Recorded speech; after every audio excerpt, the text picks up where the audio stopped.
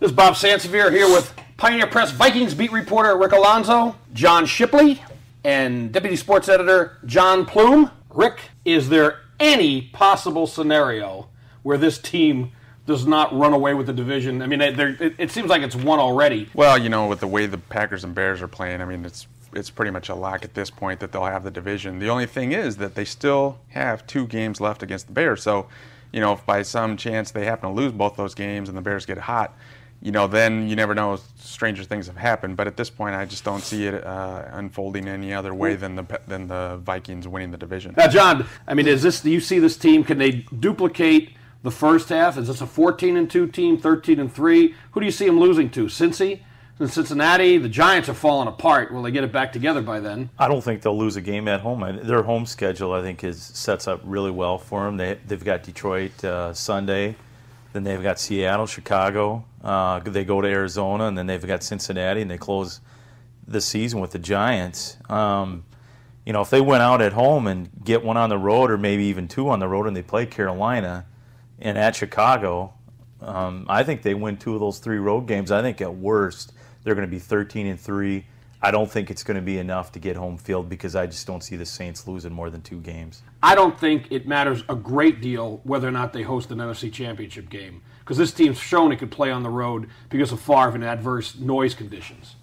No, that's true. I mean, it's definitely a situation where with Favre, it's completely different than if they were relying on Tavares or Sage to get him to the NFC Championship game or to the Super Bowl, because obviously Favre is not going to be affected by the road crowd and all that stuff. But I will say that, you know, I think that home field advantage is so important for them because their defense, you know, just really feeds off of that noise. I mean, you saw how Rodgers really struggled here.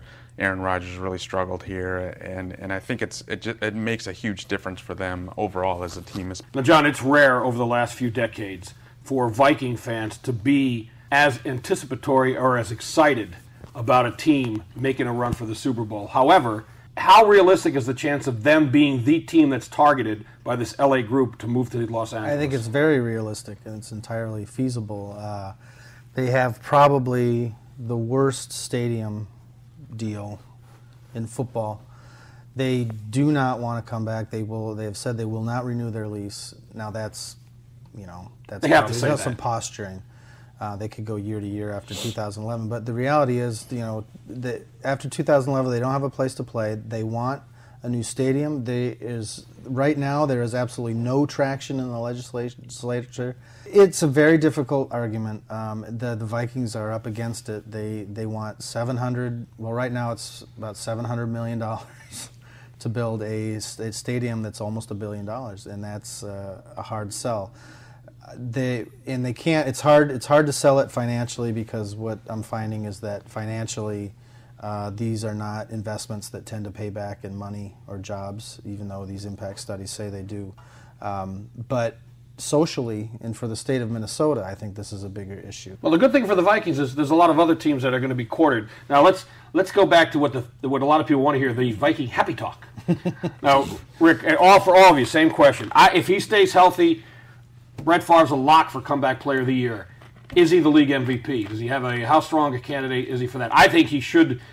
You take him off this team and it's a 500 team. I think he should be the league MVP. Yes or no? League MVP or not? At this point, no. You'd have to give it to Breeze, I would say. But, you know, let's see what happens these last 8 games. How about you, John? I'd say Breeze just because they've won one more game. Rick, John, I got a feeling we're going to be mentioning Favre again before the year's out.